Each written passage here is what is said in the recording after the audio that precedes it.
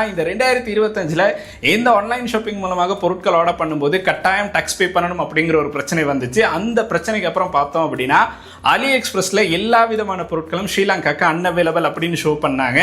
So ஸ்ரீலங்காக்கு ஷிப்பிங்கே இனிமே பொருட்கள் வராது அப்படிங்கிற மாதிரி தான் இப்பயுமே இருந்துச்சு. பட் அந்த அப்டேட்லையுமே பார்த்தோம் அப்படின்னா ஒரு சில ஐட்டம்ஸ் வந்து நம்மளுக்கு ஆர்டர் பண்றதுக்கான சான்ஸ் இருந்துச்சு. இப்போ கொண்டு வந்திருக்க இன்னொரு அப்டேட் மூலமாக நம்மளுக்கு பொருட்களே இனிமே ஆர்டர் பண்ண முடியாது, இதுதான் கடைசி, அலி எக்ஸ்பிரஸ்க்கு வந்து நம்ம விடை கொடுத்துடலாம் அப்படிங்கிற ஒரு நிலைமைக்கு வந்து நம்மளுடைய மைண்ட் செட் வந்து வந்துரும் அப்படின்னு சொல்லலாம். அதுக்கு காரணம் என்ன அப்படின்னு பார்த்தோம்னா அலி எக்ஸ்பிரஸ்ல இப்போ பொருட்கள் ஆர்டர் பண்ணும்போது டெக்ஸஸ் அப்படிங்கிற இன்னொரு சார்ஜஸ் வந்து நம்ம பே பண்ற மாதிரி இருக்கும். இந்த சார்ஜை பே பண்ணா மட்டும்தான் நம்மளுக்கு இலங்கைக்கு பொருட்களை பெற்றுக்கொள்றதுக்கான சான்ஸ் வந்து கிடைச்சு. ஸோ இதுதான் இப்போ இருக்க ஒரு முக்கியமான அப்டேட் அப்படின்னு சொல்லலாம்.